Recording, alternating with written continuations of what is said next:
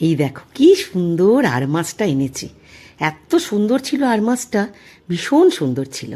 তাহলে এই আর মাছটাকে আমি সুন্দর করে ধুয়ে নুন হলুদ মাখিয়ে নিয়েছি, আর একটু এই সর্ষের তেল দিয়ে দিলাম, যাতে আর মাছটা ফটফট করে না ফুটে গায়ের মধ্যে ছিটে আসে তেলটা। ঠিক আছে, তেল একদম ছিটকবে না যদি তোমরা একটু সর্ষের তেল মাখিয়ে নাও। এইবার এটা কিন্তু সর্ষের তেলেই হবে রান্না। এবার মাছগুলোকে আস্তে আস্তে করে সব মাছ কটা ভেজে নিচ্ছি। আজকের আমি করব আর মাছের একটা সুন্দর রেসিপি, খুব টেস্টি রেসিপি, খুব কম মশলায়, অথচ তেলটা একটু বেশি থাকবে, তেল ঝাল। ঠিক আছে, তেল বেশি কিন্তু মশলাটা ভীষণ কম। শুধু এই একটা দিয়েই তোমার সম্পূর্ণ সব ভাতটা খাওয়া হয়ে যাবে। সব মাছগুলোকে সুন্দর করে ভেজে নিচ্ছি।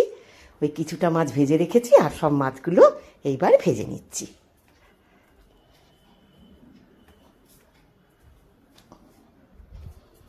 সব মাছ ভাজা হয়ে গেছে। এবার ওই সর্ষের তেলটার মধ্যে আরেকটু সর্ষের তেল দিলাম, আর কালো জিরে ফোড়ন দিলাম।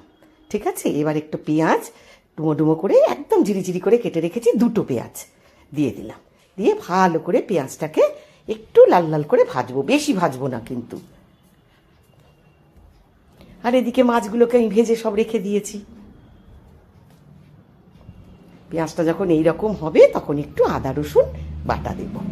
না, আগে দেব টমেটো আর কাঁচা লঙ্কা।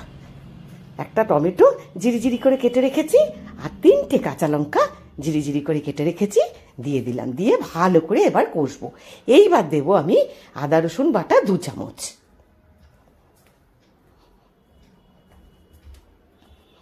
একটু যখন ভাজা ভাজা হয়ে যাবে তখন 2 চামচ আদা রসুন বাটা দিলাম। দিয়ে আবারও ভালো করে কষবো।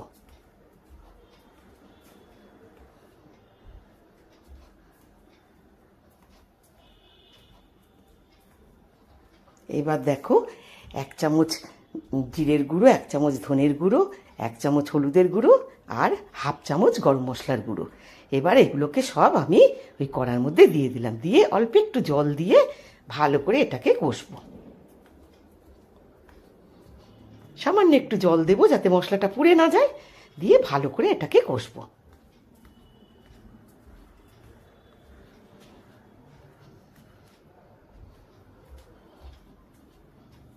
কি সুন্দর কালারটা হচ্ছে দেখেছো? খুব টেস্টি হয় এটা খেতে।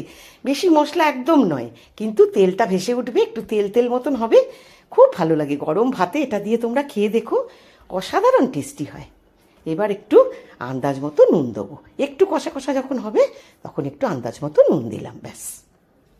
দিয়ে আবারও ভালো করে এটাকে কষবো। তেলটা যখন ছেড়ে আসবে তখন একটু গরম জল দিয়ে দেবো। এই দেখো কি সুন্দর কালারটা হচ্ছে দেখেছো? একটু গরম জল দিয়ে দিলাম।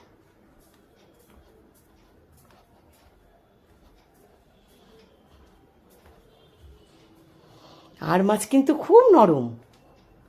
ঠিক আছে, যখন টকবক করে ফুটবে অল্প করে জল দেবে, তখন মাছগুলো দিয়ে দেবো। বেশি কিন্তু মাছটা ফোটাবো না, কারণ ভীষণ নরম মাছ।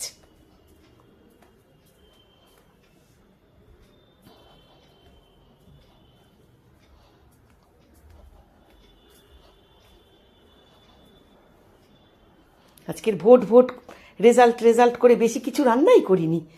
একদম সমানে টিভির ধারেই বসেছিলাম শুধু, আর একটু মাছ, একটু ডাল, একটু ভাজা, এইসবই করেছি, একটু সোয়াবিনের তরকারি। এই দেখো মাছটা টকবক টকবক করে ফুটছে। রেজাল্ট নিয়ে খুব উত্তেজিত ছিলাম। এই দেখো হয়ে গেল আমার আর মাছের তেল ঝাল। কি সুন্দর দেখতে হয়েছে দেখেছো? গরম ভাতে না আর কিছুই লাগলো না। এতগুলো পদ করেছিলাম অথচ কিচ্ছু লাগলো না, এটা দিয়েই খাওয়া হয়ে গেল।